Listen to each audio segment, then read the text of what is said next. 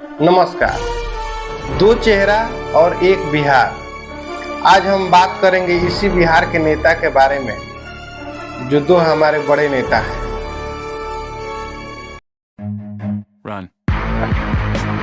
एक तरफ नीतीश कुमार, जिनके उनके समर्थक कहते हैं सुशासन बाबू हैं। उसी तरफ सम्राट चौधरी दावा करते हैं यह बिहार में नई सोच और नया विकास होगा। इनमें से दोनों में से बेहतर कौन है, आज मैं इसी पे आपको बताऊंगा कि इन दोनों नेता में से सबसे हमारे बिहार के लिए बेहतर कौन है, नीतीश कुमार या सम्राट चौधरी। दोस्तों, आज हम बात करेंगे उस नेता की जिन्होंने कई दशकों तक बिहार की राजनीति को प्रभावित किया। यह कहानी है नीतीश कुमार की, एक ऐसे इंसान की जिन्होंने एक साधारण परिवार से निकलकर बिहार की राजनीति के सबसे बड़े चेहरे में अपनी जगह बनाई।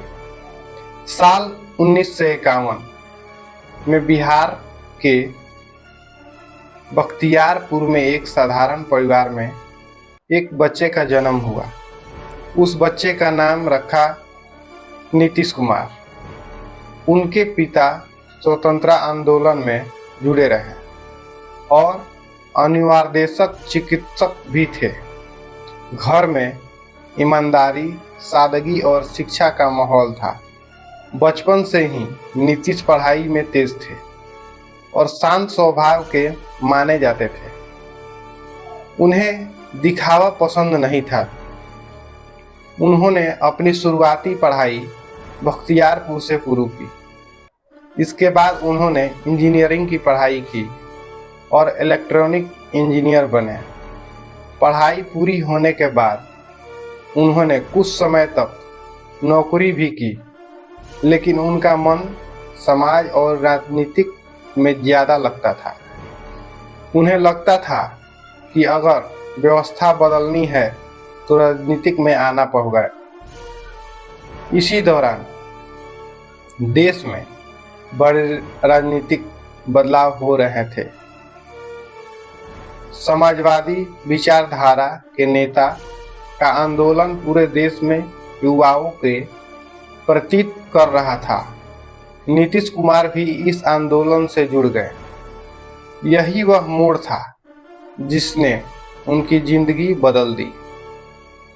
राजनीति की शुरुआत आसान नहीं थी दोस्तों।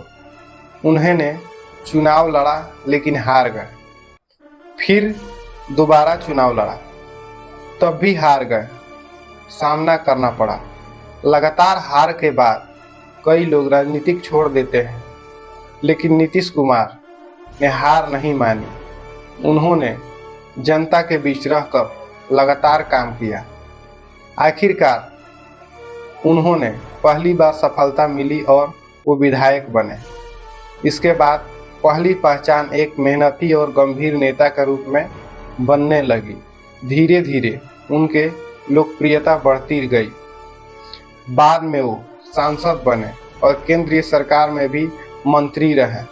रेल मंत्री के रूप में उन्होंने काम किया और प्रभावशाली प्रशासनिक अनुभव हासिल किया। इससे उनकी पहचान राष्ट्रीय स्तर पर भी मजबूत हुई। साल 2005 में बिहार की राजनीति में बड़ा बदलाव आया। जनता बदलाव चाहती थी। चुनाव हुई और नीतीश कुमार के नेतृत्व में वाले गठबंधन में बहुमत मिला। इसके बाद वो पहली बार बिहार के मुख्यमंत्री बने। मुख्यमंत्री बनने के बाद उन्होंने कानून व्यवस्था सुधारने, सड़कों निर्माण, स्कूल की संख्या बढ़ाई, लड़कियों की शिक्षा प्रोत्साहन देने और पंचायतों में महिलाओं की अधिक भागीदारी देने जैसे कई फैसले लिए। इन कामों के वजह से उनकी छवि एक विकास पर जोर देने वाली नेता बनी। हालांकि राजनीति का सफर कभी सीधा नहीं रहा।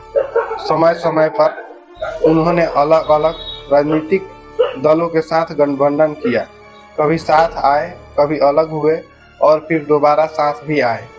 इस फैसलों को लेकर उन्हों के समर्थक भी मिला और आलोचना भी झेलनी पड़ी। इसके बावजूद बिहार में राजनीतिक में उनकी पकड़ बनी रही और वे कई बार मुख्यमंत्री बने। राजनीतिक जीवन इस बात का उदाहरण है कि राजनीति में धैर्य, रणनीति और समय के साथ फैसले कितने महत्वपूर्ण होते हैं। आज भी जब बिहार की राजनीति की चर्चा होती है तो नीतीश कुमार का नाम सबसे प्रथम नेताओं में लिया जाता है। उनके समर्थक उन्हें विकास और सुशासन का नेता मानते हैं, जबकि आलोचना उनके बार बार गठबंधन बदलने पर सवाल उठाते हैं। यह लोकतंत्र की खूबसूरत है कि हर नेता का काम आकलन जनता करती है। नीतीश कुमार की कहानी हमें यह सिखाती है, साधारण परिवार से निकलकर व्यक्ति की भी मेहनत, धैर्य और लगातार प्रयास के दम पर देश के बड़े राजनीतिक नेता में अपनी पहचान बना सकता है। हार के बाद भी अगर इंसान हिम्मत ना हारे तो सफलता एक दिन जरूर मिलती है। यही थी विकास के मुख्यमंत्री नीतीश कुमार के बचपन से लेकर मुख्यमंत्री बनने तक की कहानी। अब दोस्तों, सम्राट चौधरी के बारे में जानते हैं कि वो कैसे बने। कि हमारे सबसे ज़्यादा देश में बेस्ट नेता कौन है, या तो सम्राट चौधरी या नीतीश कुमार।